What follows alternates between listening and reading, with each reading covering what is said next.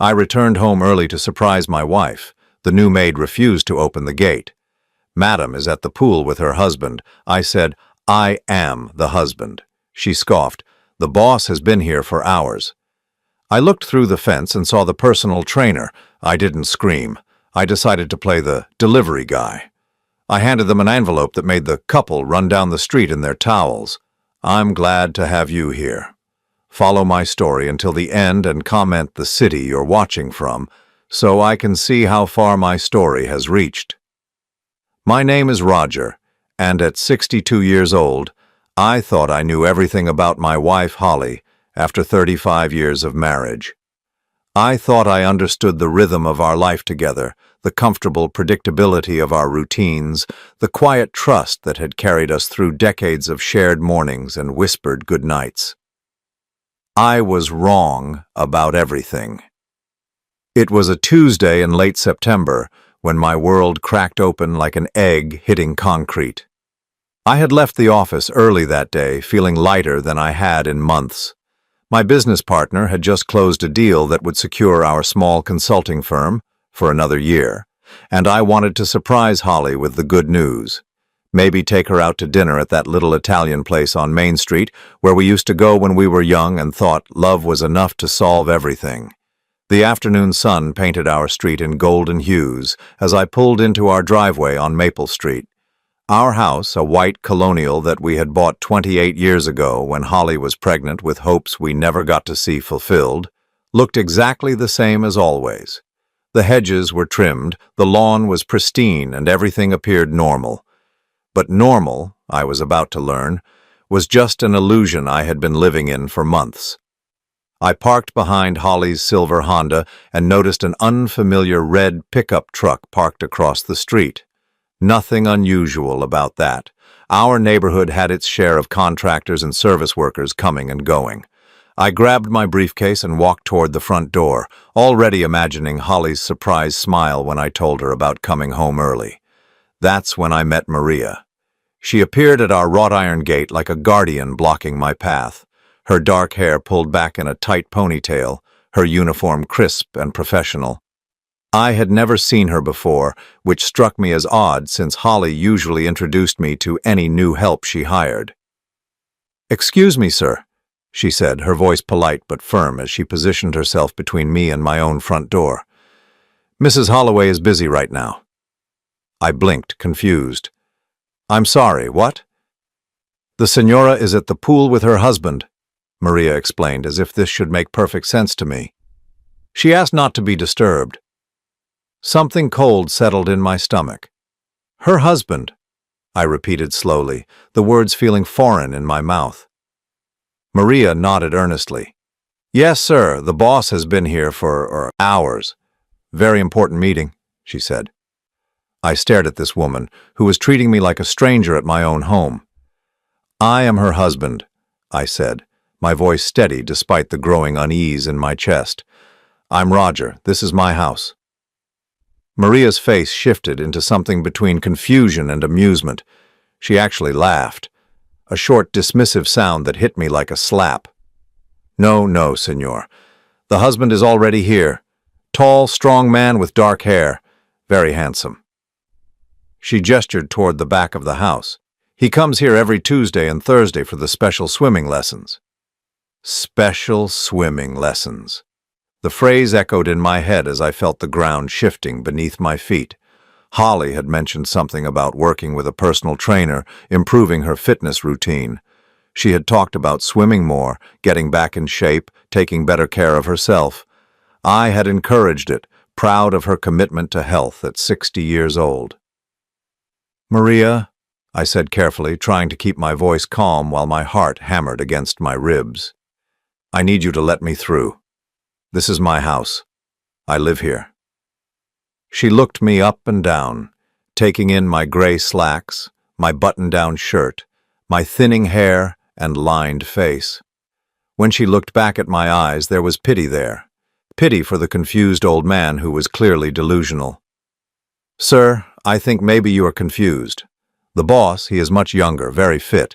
He drives the red truck." She pointed toward the street where that unfamiliar pickup was parked. the red truck. Everything was starting to make a sickening kind of sense. "How long have you been working here?" I asked. 3 weeks, Maria said proudly. "Mrs. Holloway hired me special for when the boss comes for swimming. Very important that they have privacy for the training." Privacy for the training. I closed my eyes for a moment, feeling 35 years of trust and love crumbling like old concrete. When I opened them again, Maria was watching me with growing concern. "Sir, are you okay? You look very pale." I nodded slowly, though nothing about this moment was okay. "Maria, I need you to step aside. Now." Something in my voice must have convinced her, because she hesitated and took a small step back, but instead of going to the front door, I walked around to the side of the house where the tall wooden fence enclosed our backyard, the fence that provided privacy for Holly's garden, for our weekend barbecues, for quiet evening conversations under the stars, for whatever was happening right now. I found a gap between two fence boards where the wood had warped slightly over the years. I had been meaning to fix it for months, but never got around to it.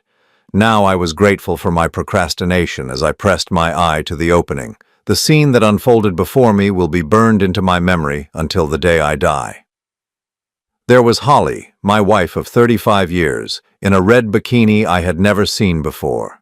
She was laughing in a way I had not heard in years, light, carefree, genuinely happy. Her hair was styled differently, younger somehow, and her skin glowed in the afternoon sun.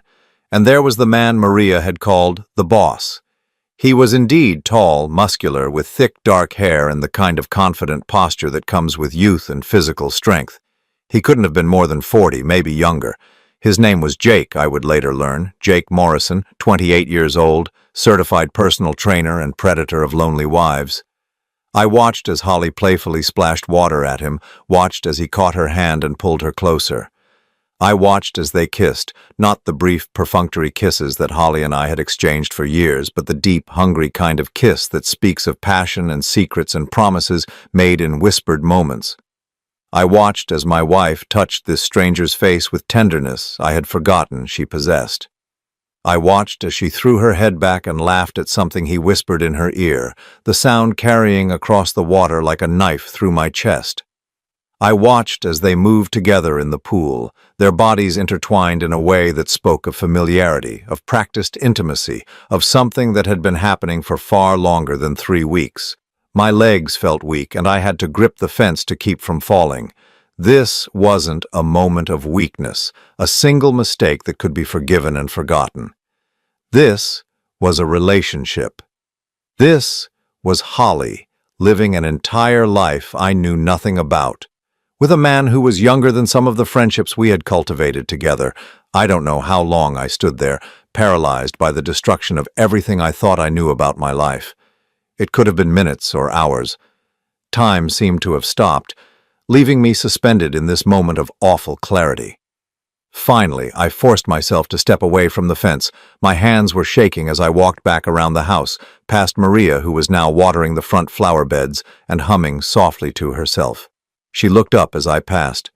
"You find what you were looking for, sir?" I met her eyes, and for a moment I saw understanding there. She knew, of course she knew. Holly had hired her specifically to keep people like me, people like the real husband, from disturbing her afternoons with Jake. "Yes," I said quietly. "I found exactly what I was looking for."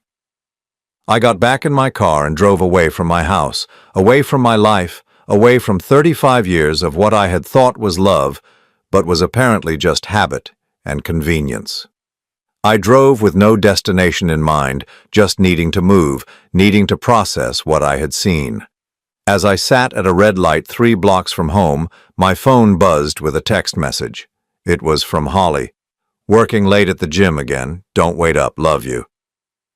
I stared at those 3 words. Love you, and felt something inside me die. Not just love, but the naive belief that the people closest to us are incapable of such casual cruelty. She was texting me lies while Jake's hands were still wet from touching her skin. That's when I knew I wasn't going to confront her.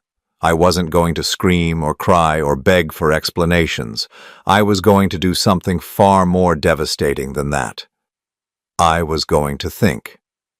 I drove for 2 hours that day, meandering through neighborhoods I barely recognized, past strip malls and coffee shops, and the ordinary lives of people who still believed their spouses came home to them each night.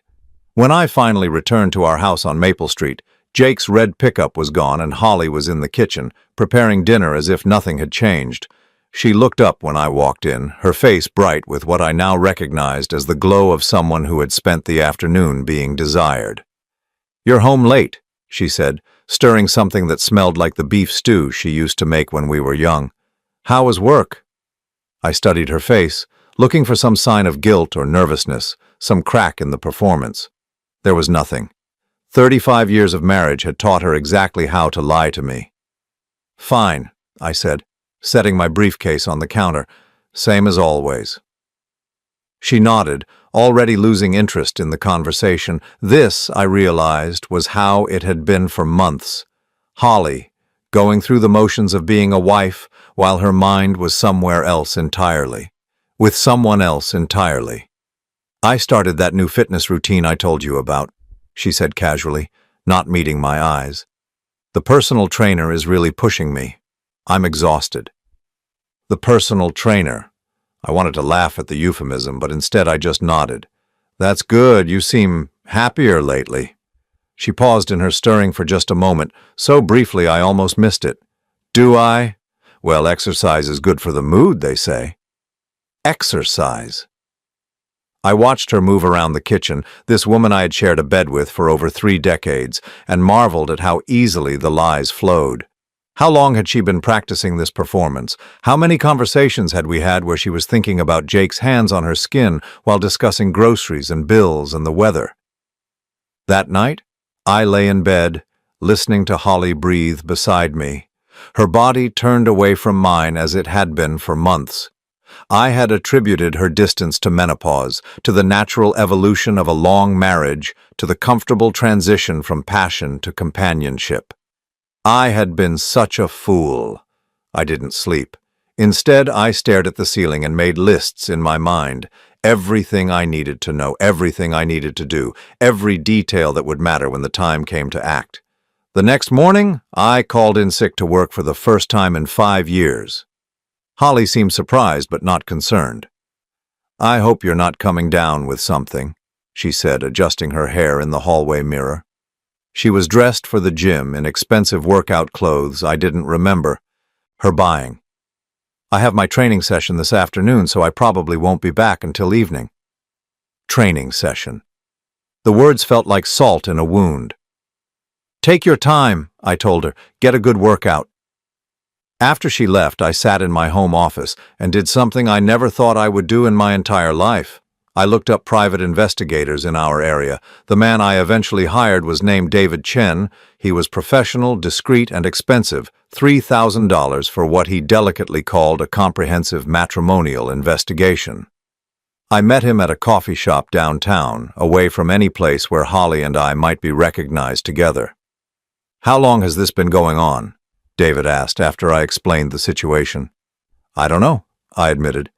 "I think longer than I want to believe."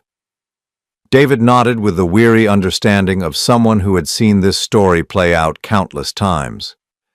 "Most people wait too long to call me. They see the signs but hope they're wrong. You're actually moving faster than most." Faster. The word stung because it implied I had been slow to recognize what was happening in my own marriage. How many Tuesday and Thursday afternoons had Holly been with Jake while I worked late at the office, proud of my wife for taking care of her health? "What exactly do you need to know?" David asked. "Everything," I said. "How long it's been happening, how serious it is, whether—" I paused, the words sticking in my throat like glass. "Whether she's planning to leave me?" David made notes in a small leather journal. "Most of my clients want evidence for divorce proceedings. Is that your goal here?" I considered the question. Was it? I honestly didn't know yet. All I knew was that I couldn't move forward, in any direction, without understanding the full scope of what I was dealing with. I just need the truth, I told him. The truth, as it turned out, was worse than I had imagined. David called me 3 days later with a preliminary report. We met at the same coffee shop, and he slid a manila folder across the table to me like we were conducting some kind of spy transaction. "Your wife has been seeing Jake Morrison for approximately 4 months, he began without preamble. It started in June when she hired him as a personal trainer through Elite Fitness. The relationship became sexual within 2 weeks. 4 months. I opened the folder and found photographs that made my stomach clench. Holly and Jake leaving a hotel on the other side of town. Holly and Jake having lunch at a restaurant I had never heard of. Holly and Jake shopping together at a mall 30 minutes away from our house, far enough that they wouldn't run into anyone we knew. There's more, David continued quietly. She's been using a credit card you probably don't know about to pay for hotel rooms, dinners, gifts for him. She spent approximately $8,000 in the past 4 months. $8,000. Money from our joint account that I had assumed was going toward her gym membership and healthy eating. Money I had been happy to see her spend on herself because I thought it meant she was taking care of her health. They meet twice a week, David said, always on Tuesdays and Thursdays, sometimes at your house when you're at work, sometimes at his apartment, sometimes at hotels. She tells him details about your marriage, your finances, your routines. My fingers tightened on the folder. What kind of details? David's expression grew uncomfortable. Mr. Holloway, this might not be something you want to hear. Tell me. She's told him about your retirement accounts, your life insurance policy, the value of your house. David paused. She's also told him that you've been talking about updating your will. The coffee in my cup had gone cold, but I barely noticed. Why would she tell him about my will? David leaned forward slightly, his voice dropping. Mr. Holloway, I've been doing this for 15 years. When a spouse starts discussing inheritances and life insurance with their affair partner, it usually means one of two things. Either they're planning to leave the marriage and want to know what they'll walk away with, or they're planning to wait for the marriage to end in a different way. The implications of his words hit me like a physical blow. Holly wasn't just having an affair. She was calculating, planning, waiting. There's something else, David said, pulling out another photograph. This was taken yesterday. The image showed Holly and Jake in what appeared to be a jewelry store. Jake was pointing to something in a display case while Holly nodded eagerly beside him. We couldn't hear the conversation, David said, but the body language suggests they're making plans, long-term plans. I stared at the photograph until the faces blurred. Holly was looking at Jake with the same expression she had worn when we picked out our engagement ring 40 years ago, excited, hopeful, in love. How much do I owe you for this? I asked, closing the folder. You paid the retainer. This completes the basic investigation. David studied my face. But Mr. Holloway, if you're planning to confront your wife with this information, I'd strongly recommend speaking with a divorce attorney first. Protect yourself legally before you make any moves. A divorce attorney. The phrase felt surreal. 3 days ago, I had been a married man planning to surprise his wife with good news from work. Now I was discussing legal protection from the woman I had loved for most of my adult life. I'll think about it, I told David. But as I drove home with the folder on the passenger seat beside me, I knew I wasn't going to think about anything. I was going to act. That evening, Holly came home glowing again, her cheeks flushed and her eyes bright. She had started wearing perfume again, something light and expensive that I didn't recognize. Great workout today, she announced, kissing my cheek with lips that had probably kissed Jake goodbye an hour earlier. I think this new routine is really paying off. You look wonderful, I said, and meant it. She did look wonderful, alive and vibrant in a way she hadn't in years. The irony was devastating. I'm thinking about increasing my sessions, she said, opening the refrigerator. Maybe 3 times a week instead of 2. Jake thinks I'm ready for more advanced training. Jake thinks. I wondered how many conversations Holly and I had had in the past 4 months where she had quoted Jake's opinions to me. How many times had she used my own trust against me? sharing intimate details of our life with her lover while I nodded and smiled and encouraged her newfound happiness. "Whatever makes you happy," I told her. She smiled at me then, a genuine warm smile that reminded me of why I had fallen in love with her so many years ago. That smile hurt more than all of David's photographs combined because it meant that Holly was capable of feeling joy and love and contentment. She just felt those things for someone else now. That night, I made my decision. I wasn't going to confront Holly. I wasn't going to beg or plead or ask her to choose between Jake and me. I already knew who she would choose, and I refused to humiliate myself by asking the question. Instead, I was going to give Holly exactly what she wanted, but on my terms. I was going to set her free in a way she would never forget. The following week, I became a man I didn't recognize. During the day, I maintained my routine, going to work, responding to emails, attending meetings as if my life wasn't disintegrating. But underneath the surface, I was conducting my own investigation, piece by piece, like assembling a puzzle I desperately didn't want to complete. I started paying attention to details I had ignored for months. The way Holly's phone was always face down on the table, how she had suddenly become interested in taking longer showers, sometimes twice a day, the fact that she had started doing laundry more frequently, washing clothes I never saw her wear around me.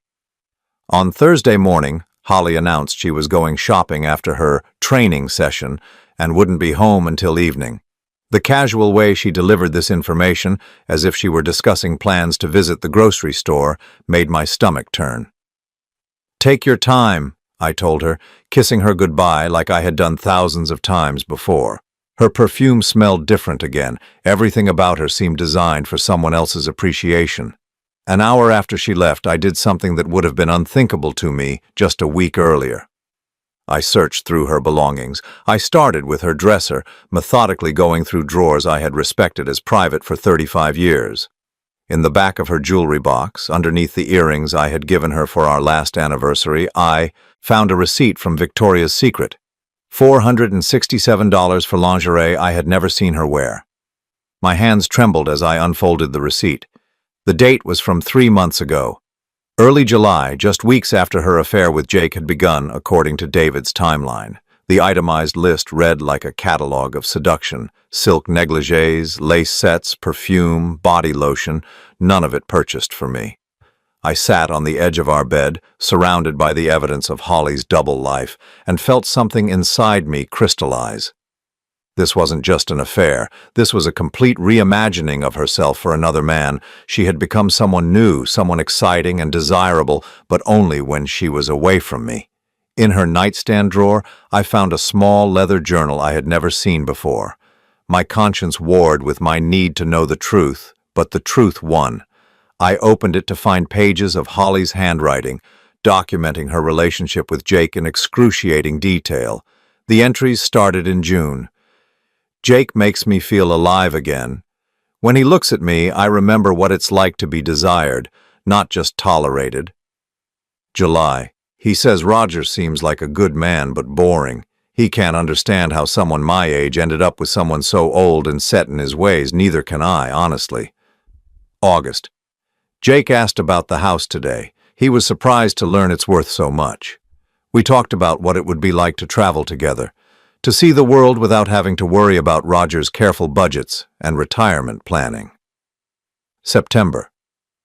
I found myself looking at Roger this morning and feeling nothing but pity. He has no idea how much life he has left to live, but he's already given up.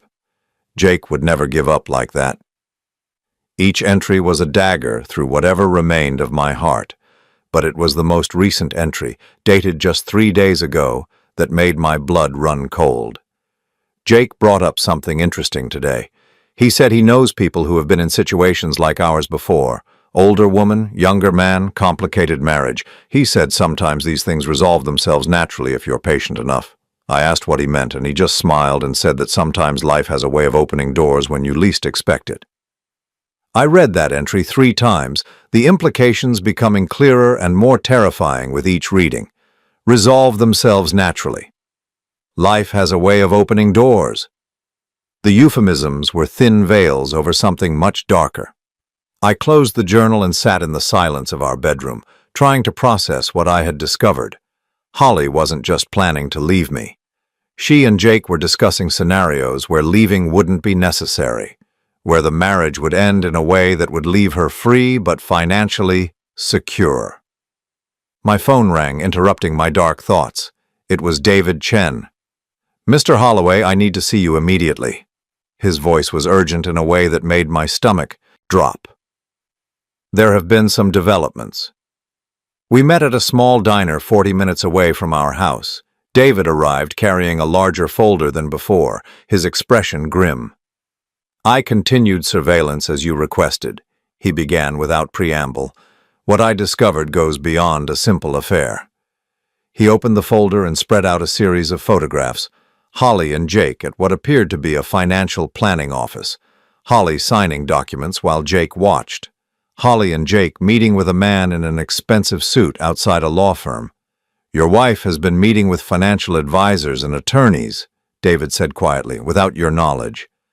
I stared at the photographs, my mouth dry. What kind of meetings? Based on what we could observe and some discreet inquiries, she's been exploring her options regarding asset division in the event of divorce, but that's not the concerning part. David pulled out another set of photos. These showed Holly and Jake with a different man, someone who looked less professional, more predatory. "This man is Tommy Ricci. He has a history of insurance fraud and has been involved in several suspicious death claims over the past decade. Nothing proven, but enough of a pattern to raise red flags." The room seemed to tilt around me. "What are you saying?" "I'm saying your wife and her boyfriend have been asking questions about your life insurance policy, specifically about how quickly claims are paid out and whether there are any exclusions for accidental death." I felt bile rise in my throat. "You think they're planning to kill me?" David leaned forward, his voice dropping to barely above a whisper. "I think they're exploring all their options, and one of those options involves you having an accident that would leave your wife a very wealthy widow." The photographs blurred in front of me as the full scope of Holly's betrayal became clear. This wasn't just about sex or loneliness or the excitement of a younger man. This was about money, about freedom, about starting over without the inconvenience of divorce proceedings or asset division. "How much is my life insurance policy worth?" I asked, though I already knew the answer. "According to public records, $1.2 million, double indemnity for accidental death. $2.4 million, enough for Holly and Jake to disappear together to start fresh somewhere warm and expensive, enough to make murder seem like a reasonable investment." "What do you recommend?" I asked. David studied my face carefully. "Honestly, I recommend you go to the police. What we have here suggests conspiracy to commit murder. Even if they haven't acted yet, planning it is a crime." I considered this option, imagining the humiliation of explaining to strangers that my wife of 35 years was planning to have me killed for insurance money. The media attention, the public exposure, the destruction of whatever dignity I had left. "No," I said, firmly. "No police? Then what do you want to do?" I was quiet for a long moment, an idea forming in my mind. A plan that would give Holly exactly what she wanted, but not in the way she expected. "I want you to document everything," I told David. "Every meeting, every conversation you can record, every plan they make. I want evidence of all of it." And then, I smiled for the first time in weeks, though it felt more like baring my teeth. "Then I'm going to deliver some very important documents to my wife." David raised an eyebrow. "What kind of documents?" "Divorce papers," I said, "but not the kind she's expecting." Over the next week, while Holly continued her charade of marriage counseling and Jake continued his role as concerned personal trainer, I met with the best divorce attorney in the state. Margaret Williams had handled high-profile divorces for 23 years and had a reputation for protecting her clients' assets with ruthless efficiency.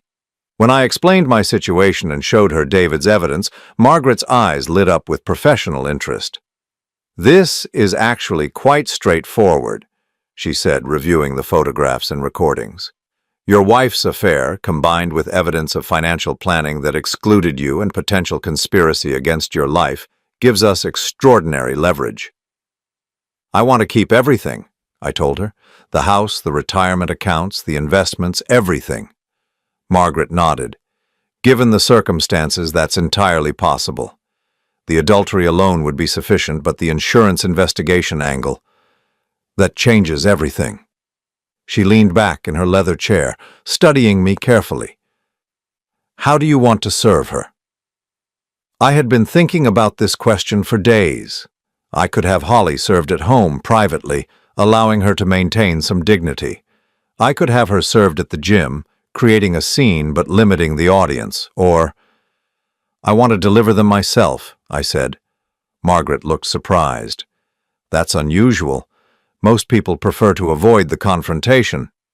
I don't want to avoid it, I said. I want to control it. The papers were prepared within 3 days. Margaret had included everything: adultery charges, financial misconduct, alienation of affection, and a detailed accounting of Holly's expenditures on her affair. The settlement terms were stark. Holly would receive nothing beyond what the law absolutely required, which in our case was almost nothing given the circumstances.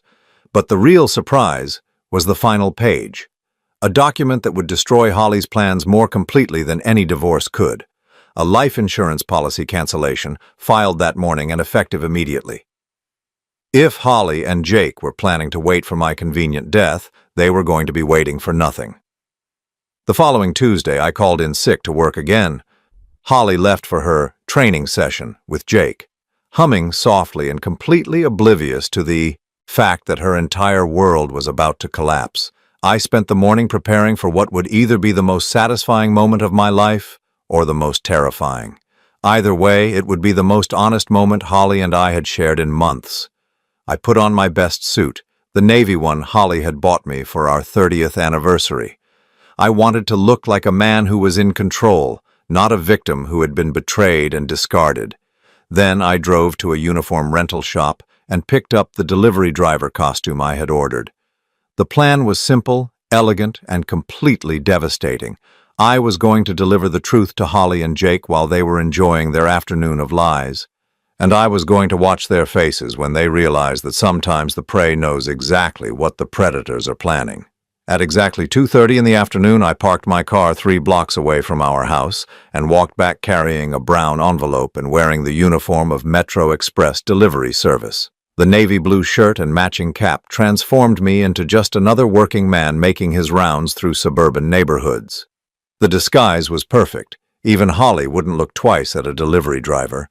My heart pounded as I approached our front gate, but my hands were steady. I had spent too many sleepless nights planning this moment to let nerves ruin it now. Through the gaps in our fence, I could hear the sounds I had become sickeningly familiar with. Holly's laughter mixing with Jake's deeper voice, the splash of water in our pool, the clink of glasses as they shared drinks in the middle of the day while I was supposed to be working. I pressed the doorbell and waited. The sounds from the backyard stopped abruptly. "Maria!" Holly's voice called out, sharp with irritation. "Can you get that? We're not expecting anyone." I heard Maria's footsteps approaching, and a moment later the front door opened. She looked at me with the same polite efficiency she had shown the week before, though I could see a flicker of recognition in her eyes. "Delivery for Mrs. Holly Holloway," I said, keeping my voice pitched differently than she would remember. "Signature required." Maria took the envelope and examined it. "What company is this from?" "Legal documents," I said simply. "Very important that Mrs. Holloway receives them immediately." Something in my tone must have convinced her because she nodded and headed toward the backyard. I followed at a discreet distance, my pulse racing as we approached the scene of my own domestic destruction. Holly was lounging on a pool float in her red bikini, a large glass of wine balanced on a side table within arm's reach. Jake was in the water beside her, his hand resting possessively on her leg. They looked like a magazine advertisement for an expensive resort, all tan skin and easy luxury. When they saw Maria approaching with a stranger behind her, their entire dynamic shifted. Holly's expression went from relaxed contentment to sharp alertness in less than a second. "What's this about?" she asked, her voice carrying the authority of someone who was used to being in control of her environment. "Delivery for you, ma'am," I said, holding out the envelope. "Needs your signature." Holly frowned, sliding off the float and wrapping a towel around herself. I wasn't expecting anything. What kind of delivery? Legal documents, I repeated, from the law firm of Williams, Patterson and Associates. The name hit Holly like a physical blow. I saw her face pale beneath her tan as she processed what this might mean. Margaret Williams had a reputation in our social circle. She was the lawyer wealthy women hired when they wanted to destroy their husbands in divorce proceedings. I don't understand, Holly said, but she was already reaching for the envelope with trembling fingers. Jake had climbed out of the pool and was standing beside Holly now, water dripping from his muscled frame as he tried to read the expression on her face. What's wrong, babe? What is it? The casual endearment, babe, spoken in front of Maria and a stranger, confirmed everything I needed to know about how public their relationship had become. They weren't even trying to hide it anymore. Holly tore open the envelope and pulled out the thick stack of papers inside. As she read the first page, her face went through a series of expressions that would be burned into my memory forever. Confusion, recognition, shock, and finally pure terror. This can't be right, she whispered. Jake moved closer, trying to read over her shoulder. What is it? What can't be right? Holly's hands were shaking so badly now that the papers rustled like leaves in a storm. It's divorce papers. Roger is divorcing me. The words hung in the air between them like a bomb that hadn't quite exploded yet. Jake's expression shifted from concern to calculation as he processed this information. How did he find out? Jake asked, and I noticed he didn't ask if the accusations were true or express any remorse about breaking up a marriage. He just wanted to know how his plan had been discovered. Holly was scanning through the pages now, her breathing becoming more rapid as she read the detailed accusations. He knows everything, she said, her voice barely above a whisper. The hotels, the credit cards, the meetings with... She stopped reading abruptly, her face going white. With who? Jake demanded. What meetings? Holly looked up at him with an expression of pure panic. He knows about Tommy Ricci. The name hit Jake like a slap. His casual confidence evaporated instantly, replaced by the trapped look of an animal that had just realized it was cornered. That's impossible, Jake said, but his voice lacked conviction. We were careful. We never talked about that anywhere we could be overheard.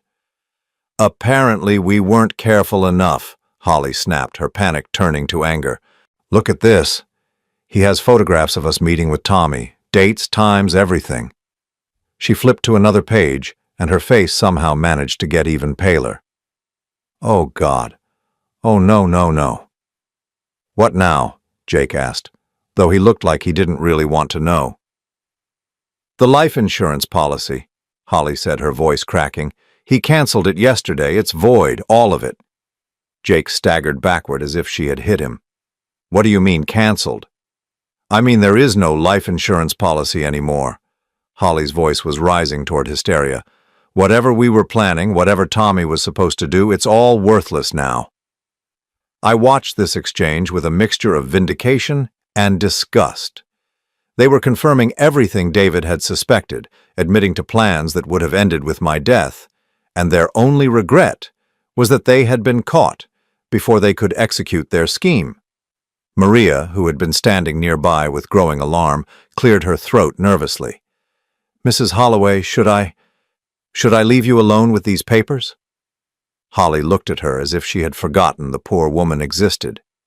Yes, she said absently. Yes, go inside. Don't let anyone else in today. As Maria hurried back toward the house, Jake grabbed Holly's arm. We need to think about this rationally. If Roger has evidence, if he knows about Tommy, then we need to... We need to what? Holly interrupted. Run? Where exactly do you think we're going to go? I'm about to lose everything, the house, the savings, all of it. And you... She turned on him with sudden viciousness. You don't have anything to contribute. You're a personal trainer who lives in a one-bedroom apartment. Jake's face darkened with anger and wounded pride. Hey, this whole thing was your idea. You're the one who said your husband was old and boring and probably wouldn't live much longer anyway. You're the one who wanted to speed things up." "Lower your voice," Holly hissed, glancing around as if she was afraid of being overheard. But it was too late for discretion. Their carefully constructed fantasy was collapsing in real time, and they were turning on each other like animals fighting over the last scrap of food. "I need to call a lawyer," Holly said, her mind clearly racing. "If Roger has evidence of an affair, I can still get something in the divorce. Community property laws—" "Did you not read the papers?" Jake interrupted. "Look at page 7. Holly flipped through the documents until she found what he was referring to. As she read, her last remaining hope died in her eyes. "Pre-nuptial agreement," she read in a hollow voice. "Signed in 1987. In the event of adultery, the unfaithful spouse forfeits all claims to marital assets." I remembered that prenup well. We had signed it at Holly's insistence, actually. She had been worried about protecting herself if I ever cheated on her. The irony was so perfect it almost made me laugh. "That means—" Holly's voice trailed off as the full implications hit her. "That means you get nothing," Jake finished brutally, "which means we get nothing." They stood there in the wreckage of their plans, surrounded by the luxury that was about to be stripped away from them. The pool, the expensive patio furniture, the landscaped gardens, all of it was going to remain mine, while they walked away with nothing but the memories of their betrayal. "Maybe we can work something out," Holly said desperately. "Maybe if I go to Roger, if I apologize, if I explain—" "Explain what?" Jake cut her off. "That you were planning to have him killed for insurance money? That should go over well." The casual way he said it, planning to have him killed, sent a chill down my spine even though I had known it was coming. Hearing the words spoken aloud by one of the conspirators made the whole nightmare feel more real and more terrible. Holly slumped into a patio chair, the divorce papers scattered around her feet like confetti at the world's worst party. 35 years, she said to no one in particular. 35 years of marriage, and I'm going to walk away with nothing. "Well, you'll have me," Jake said, but even he didn't sound convinced. Holly looked up at him with an expression of pure contempt. "Will I? Because from where I'm sitting, you're looking pretty eager to distance yourself from this mess." Jake had the grace to look embarrassed, but he didn't deny it. "Look, Holly, this changes things. If Roger has evidence about Tommy, if the police get involved, we're both going to prison," Holly said flatly. "Is that what you're worried about? Because if it is, you can stop pretending you care about me and just leave now." The mask of devoted lover finally slipped completely from Jake's face, revealing the calculating opportunist underneath. "Maybe that would be best," he said slowly. "Maybe we both need to think about protecting ourselves." Holly laughed, but there was no humor in it. "Protecting ourselves? Right. Well, you don't have much to protect, do you? No assets, no reputation to maintain, no family who will be ashamed when this all comes out." Jake straightened his shoulders, his expression hardening. "You know what? You're right, I don't have as much to lose as you do, which means I don't have to stick around and watch you destroy both of us with your poor planning and your sloppy execution." "My poor planning?" Holly's voice was rising again. "You were the one who brought up Tommy Ricci. You were the one who said we needed to be patient and wait for the right opportunity. And you were the one who was too greedy to just settle for a simple divorce," Jake shot back. "If you had just left your husband like a normal person, we could have been together without all this drama." They were screaming at each other now, their voices carrying across the neighborhood. In a matter of minutes, they had gone from loving conspirators to bitter enemies, each trying to shift blame for their shared crimes. I had seen enough. I turned and walked back toward the front of the house, leaving them to destroy each other with words since they would no longer have the opportunity to destroy me with actions. As I reached the front gate, I heard Holly call Jake's name one last time, her voice desperate and pleading. But by the time I looked back, Jake was already grabbing his clothes and heading for his truck. The alliance that had threatened my life was crumbling as quickly as it had formed, and I hadn't even had to say a word. I drove home slowly that evening, taking the long route through neighborhoods where families were gathering for dinner, where children played in front yards, where normal people lived normal lives untouched by betrayal and conspiracy. The delivery uniform lay folded on my passenger seat like the costume from a play that had just concluded its final performance. When I pulled into our driveway at 6:30, Jake's red pickup truck was gone, and our house stood silent against the fading daylight. I sat in my car for a moment, savoring the calm before what I knew would be a storm unlike anything our marriage had ever weathered. I found Holly in our living room, still wearing the clothes she had thrown on over her bikini hours earlier. She was sitting on the edge of our couch, divorce papers spread across the coffee table like evidence at a crime scene. Her hair was disheveled, her makeup smeared, and her hands shook as she held a glass of what appeared to be straight whiskey. When she looked up and saw me standing in the doorway, her face went through a series of expressions: surprise, guilt, anger, and finally a desperate kind of calculation. "Roger," she said, her voice hoarse from hours of crying or screaming or both. "We need to talk." I set my briefcase down carefully, as if this were any other evening, as if I were just coming home from another ordinary day at the office. "Do we?" Holly stood up unsteadily, the whiskey clearly not her first attempt at dulling the edges of her situation. "Those papers, those accusations, they're not what you think." I almost admired her audacity. Even caught red-handed with evidence that could send her to prison, she was still trying to manipulate the narrative. "What should I think they are, Holly?" She moved closer, her eyes searching my face for some sign of the malleable husband she had been betraying for months. "It's complicated. Jake, he's been pressuring me, making me do things I never would have considered on my own." The lie was so transparent, so insulting to both my intelligence and my dignity, that I felt the last vestiges of love I had carried for this woman finally die. She was going to blame Jake, paint herself as the victim of his manipulation, as if I hadn't read her journal entries celebrating their conspiracy. "Pressuring you to do what?" "Exactly?" I asked. Holly's breathing became more rapid as she realized I wasn't going to make this easy for her. The meetings with those people, the questions about insurance policies, I never wanted any of that, Roger. I was scared of him, scared of what he might do if I didn't go along with his plans. His plans. I let the words hang in the air between us. "Is that what you're calling them now?" Holly nodded eagerly, seizing on what she perceived as an opening. He had this idea that marriages like ours sometimes end naturally, and when they do, the surviving spouse deserves to be taken care of. He made it sound so reasonable, so inevitable. I walked to my chair, the leather recliner where I had spent countless evenings reading while Holly watched television or worked on her laptop, planning God knows what with her young lover. I sat down slowly, watching her face as she tried to gauge my reaction to her performance. "And you found his reasoning compelling," I said. "No." Holly moved closer, desperation making her voice higher, more frantic.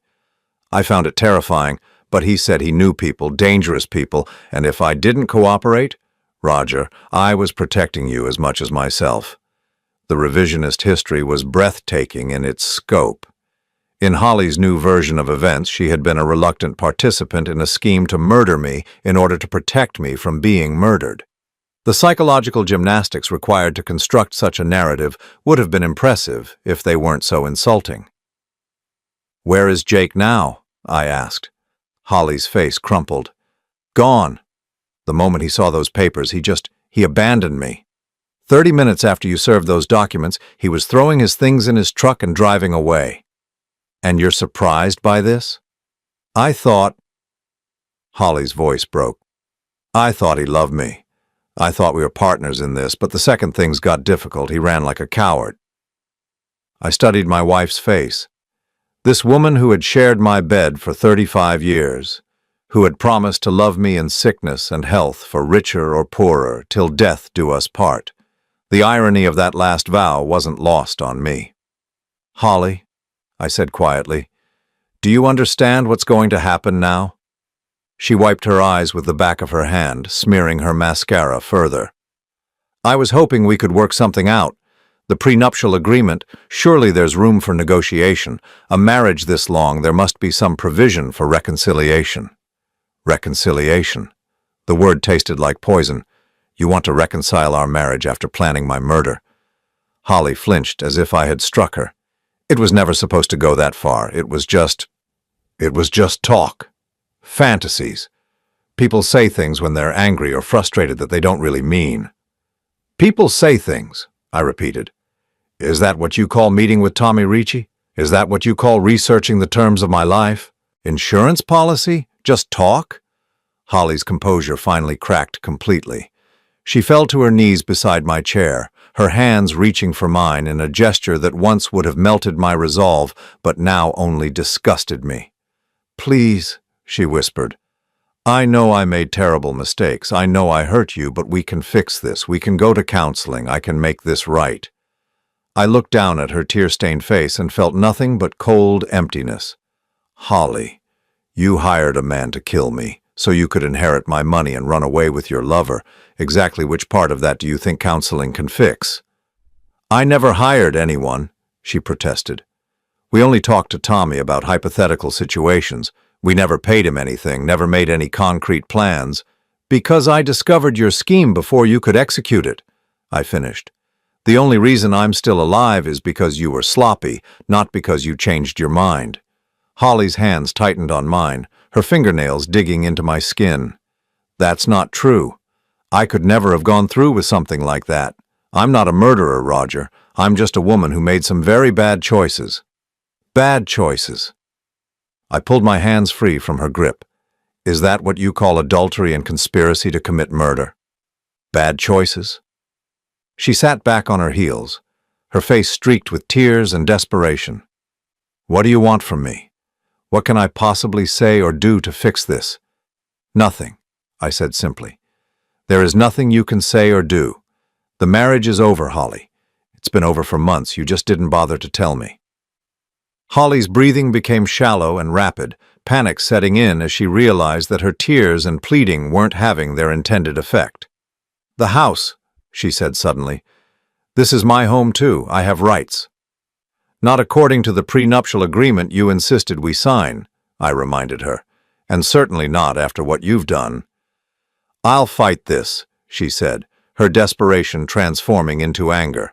I'll hire a lawyer. I'll contest the prenup. I'll tell them about your controlling behavior, your emotional abuse. Go ahead, I said calmly. Tell them. And while you're explaining how I emotionally abused you, I'll be sharing David Chen's surveillance footage with the district attorney. Holly went very still. What surveillance footage? The footage of you meeting with Tommy Ricci. The recordings of your conversations about insurance payouts and convenient accidents. The documentation of every hotel room you paid for, every lie you told, every plan you made. The color drained from Holly's face as she realized the true scope of what I had discovered. You hired someone to spy on me? I hired someone to find out the truth, I corrected. And the truth is that you're a would-be murderer who got caught before you could follow through. Holly staggered to her feet, her hand pressed against her chest as if she couldn't breathe. You can't prove intent. Talking to someone isn't the same as hiring them. Maybe not, I agreed. But it's enough to destroy any sympathy a judge might have for your situation, and it's certainly enough to ensure that you leave this marriage with exactly what you brought to it. Nothing. Holly looked around our living room as if seeing it for the first time, cataloging everything she was about to lose. The antique furniture we had collected over decades of marriage, the artwork we had chosen together, the photographs documenting a life that had apparently been a lie for longer than I cared to calculate. Where am I supposed to go? She asked, her voice small and lost. I don't know, I said honestly, and frankly, I don't care. You should have thought about that before you decided to plan my funeral. Holly's phone buzzed with a text message. She looked at it with what appeared to be hope, but as she read the message, her face fell even further. Jake, I asked. She nodded miserably. He says he's staying with friends in another state until this blows over. He says it's too dangerous for us to be in contact right now. So he's abandoned you completely? Yes. The word came out as barely a whisper. I felt a moment of something that might have been pity, but it passed quickly. Holly had made her choices, and now she was facing the consequences of those choices alone, just as she had planned for me to face death alone. "You have until the end of the week to find somewhere else to live," I told her. "After that, I'm changing the locks." Holly's head snapped up, her eyes wide with fresh panic. "A week? How am I supposed to find a place to live in a week? I don't have any money, any references." "You have the clothes in your closet and whatever cash you've been hoarding from your affair fund," I said. "That's more than you plan to leave me with." Holly opened her mouth to protest, but seemed to realize that any argument she made would only serve to remind me of exactly what she had planned for my future. Instead, she sank back onto the couch, staring at the divorce papers that had destroyed her life in a single afternoon. "I never meant for it to go this far," she said finally. "It started as just excitement. Jake made me feel young again, desirable. It was supposed to be temporary." "And when did temporary become permanent?" I asked. "When did an affair become conspiracy to commit murder?" Holly was quiet for a long time, and when she finally spoke, her voice was so low I almost couldn't hear her. "When I realized that I couldn't go back to being the woman I was before I met him. When I realized that coming home to you every night felt like a prison sentence." The honesty was brutal, but at least it was honest. "So you decided to make sure you'd never have to come home to me again." "I decided to explore my options," Holly said, and for a moment her old calculating nature showed through the tears and desperation. "I never committed to anything." "No," I agreed. "You just researched the best ways to kill your husband and collect his life insurance. Completely different things." Holly flinched again, but she didn't deny it. We sat in silence for several minutes, surrounded by the wreckage of 35 years of marriage and the evidence of betrayal that neither of us could take back. Finally, Holly stood up, gathering the divorce papers into an unsteady pile. "I'll need time to find a lawyer." "You have time," I said. "You just don't have money to pay one. Funny how that works out." Holly looked at me with something approaching hatred. "You're enjoying this." "No," I said truthfully. "I'm not enjoying any of this. I'm just relieved to still be alive to see it." 6 months later, I stood in the kitchen of my house on Maple Street, making coffee for one and watching the sunrise paint the sky in shades of gold and pink. The silence was no longer oppressive. It had become peaceful, comfortable, mine. Holly had moved out within the week, just as I had demanded. She had packed her clothes, her jewelry, and her delusions into a rented van and driven away to start over with nothing but the small nest egg she had managed to hide during our marriage. It wasn't much, maybe $15,000, but it was more than she deserved, and far more than she had planned to leave me with. The divorce had been finalized 3 months ago. Margaret Williams had been as ruthless and efficient as her reputation suggested, and Holly's public defender had been no match for the evidence we presented. The prenuptial agreement held, the adultery was proven beyond doubt, and the conspiracy charges, while never formally filed, had been enough to ensure Holly received nothing from our marital assets. Jake Morrison had never returned to town. According to David Chen's final report, he had moved to Florida and was working as a personal trainer at a resort, presumably looking for his next wealthy, lonely target. I hoped his future victims would be smarter than Holly had been, but I doubted it. Men like Jake thrived on the desperation of people who confused attention with love. Tommy Ricci had been arrested 2 weeks after my divorce papers were served, though not for anything related to me. Apparently, he had been careless with another client, and the police had finally gathered enough evidence to charge him with insurance fraud and conspiracy to commit murder in a different case.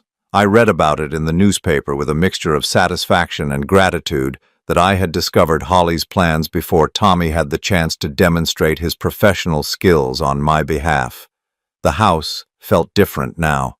Lighter, cleaner, honest.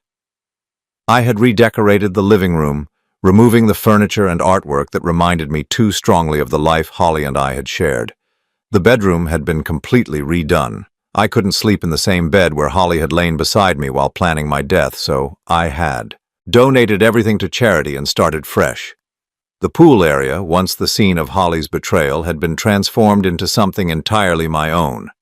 I had the deck refinished, bought new furniture, and installed a small outdoor kitchen.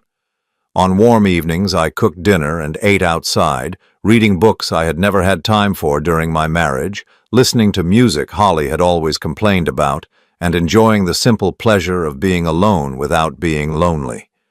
My retirement had become everything I had hoped it would be before Holly's betrayal had cast a shadow over those dreams. I traveled, sometimes with friends, sometimes alone. I had taken a photography class and discovered I had an eye for landscapes. I had learned to cook properly, not just the basic meals I had prepared during the few times Holly was away, but elaborate dishes that I prepared for the simple joy of creation. I had also started volunteering at a local legal aid clinic, helping other people navigate the complexities of divorce and domestic issues. Margaret Williams had recommended me after I mentioned my interest in helping people who found themselves in situations similar to mine. It was rewarding work, and it gave me a way to use my experience for something positive. The phone rang as I was finishing my coffee, interrupting my peaceful morning routine. I glanced at the caller ID and smiled. It was my brother Tom, calling from Arizona, where he had moved after his own retirement. "Good morning, little brother." Tom's voice was warm and familiar through the phone speaker. "Good morning, Tom. How are the grandkids?" "Growing too fast and eating me out of house and home," Tom laughed. "But that's not why I'm calling. I wanted to check in on you. It's been 6 months since the divorce was finalized. How are you doing? Really doing?" It was a question I had been asking myself frequently lately. How was I doing? The honest answer was better than I had expected, better than I probably deserved after the magnitude of the betrayal I had experienced. "I'm doing well," I told Tom. "Better than well, actually. I'm doing things I never thought I'd have the courage to try." "Such as?" I looked around my kitchen, my house, my life that was entirely my own for the first time in decades. "Such as living for myself instead of living for someone who was planning to kill me." Tom was quiet for a moment. He had been one of the few people I had told the complete truth about Holly's conspiracy, and the revelation had shaken him almost as much as it had shaken me. "Any regrets?" he asked finally. I considered the question seriously. Did I regret the 35 years I had spent with Holly? The time that had been genuine, before her resentment and Jake's influence had corrupted everything? Did I regret not seeing the signs earlier, not protecting myself sooner? "I regret that it took me so long to see who she really was," I said finally. "But I don't regret ending it. And I don't regret how I ended it." "Good," Tom said firmly. "What she did to you, what she was planning to do, there's no excuse for that. No amount of marital dissatisfaction justifies conspiracy to commit murder." We talked for another 20 minutes about lighter topics. Tom's garden, my photography, the vacation we were planning to take together in the fall. After we hung up, I sat in the quiet kitchen and reflected on how much my life had changed. The doorbell rang at exactly 10 o'clock, interrupting my meditation. I opened the door to find David Chen standing on my porch, carrying a small envelope and wearing the satisfied expression of a man who had good news to deliver. "Mr. Holloway," David smiled, extending his hand, "I have something for you." "More evidence?" I asked, though I couldn't imagine what else there was to discover about Holly's betrayal. "Better than evidence," David said, handing me the envelope. "Justice." Inside the envelope was a newspaper clipping from a small town in Florida. The headline read, "Local man arrested in insurance fraud scheme." Below it was a photograph of Jake Morrison being led away in handcuffs. "He tried the same scam with a widow in Tampa," David explained. "Apparently she was smarter than he gave her credit for, and she went to the police when he started asking about her late husband's life insurance policy." I studied Jake's photograph, noting how different he looked in handcuffs compared to the confident, predatory man who had seduced my wife. "How long is he facing?" "With his priors and the conspiracy charges, probably 15 to 20 years. Turns out your wife wasn't his first victim, just his most ambitious project." I folded the newspaper clipping and put it back in the envelope. "And Holly?" David's expression became more serious. She's working as a waitress in a diner about 50 miles south of here, lives in a studio apartment above a laundromat, no car, takes the bus to work every day. The information should have made me feel vindicated, but instead I felt only a vague sadness. Holly had traded a comfortable life and a husband who loved her for poverty, isolation, and the knowledge that her young lover had been using her just as cynically as she had been using me. "She's asked around about you," David continued. "Apparently she's curious about how you're doing, whether you've sold the house, whether you're dating anyone new." "And what do people tell her?" David smiled. "They tell her you're doing better than you ever did when you were married to her." After David left, I spent the afternoon in my garden, tending to the vegetables I had planted in the spring. Gardening had become one of my unexpected pleasures in this new life. The satisfaction of nurturing something from seed to harvest, of creating beauty and sustenance with my own hands. As the sun began to set, painting the sky in brilliant oranges and purples, I realized that this was what happiness looked like. Not the dramatic joy of new love or unexpected windfall, but the quiet contentment of a life lived honestly, of being free from pretense and betrayal. My phone buzzed with a text message from an unknown number. For a moment I wondered if it might be Holly, trying to establish contact after all these months. But when I opened the message, it was from someone far more welcome. "Hi, Mr. Holloway, this is Susan from the Legal Aid Clinic. I wanted to thank you for your help with my divorce case. The judge ruled in my favor today. I'm keeping the house and full custody of the kids. I couldn't have done it without your guidance. You saved my life." I read the message twice, feeling a warmth that had nothing to do with the evening sun. Susan was a young woman whose husband had been stealing money from their joint accounts to fund an affair, leaving her and their 2 young children in financial jeopardy. I had helped her gather evidence and navigate the legal system, sharing some of the hard-won wisdom from my own experience. I typed back, "Congratulations, Susan. You saved your own life. I just helped you see that you had the strength to do it." As darkness settled over my neighborhood and lights began to twinkle in windows where families were gathering for dinner, I went inside and prepared my own meal. I cooked slowly, methodically, taking pleasure in each step of the process. I set the table with my good china, not saving it for a special occasion, because I had learned that every day you're alive and free is a special occasion. I ate dinner while reading a book about landscape photography, planning the trip I would take next month to photograph the changing leaves in New England. It would be my first autumn as a truly single man in 35 years, and I intended to celebrate it properly. Later that evening, as I prepared for bed in my new bedroom that held no memories of betrayal or conspiracy, I found myself thinking about the moment 6 months ago when I had stood outside my own fence, watching Holly laugh with her lover while they planned my death. That man, the naive, trusting husband who had been so easily deceived, felt like a stranger to me now. I had been forced to rebuild myself from the ground up, to discover who I was when I wasn't trying to please someone who was secretly counting the days until I was dead. The process had been painful, but the result was worth every moment of heartache and humiliation. I was free. Free from lies, free from manipulation, free from the exhausting effort of trying to earn love from someone who was incapable of giving it.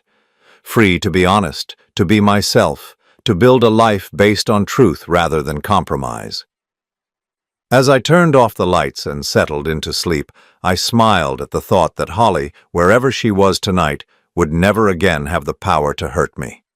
I had taken that power away from her the day I delivered those divorce papers, and I would never give it to anyone else again. The envelope of truth had set me free, and I intended to stay that way.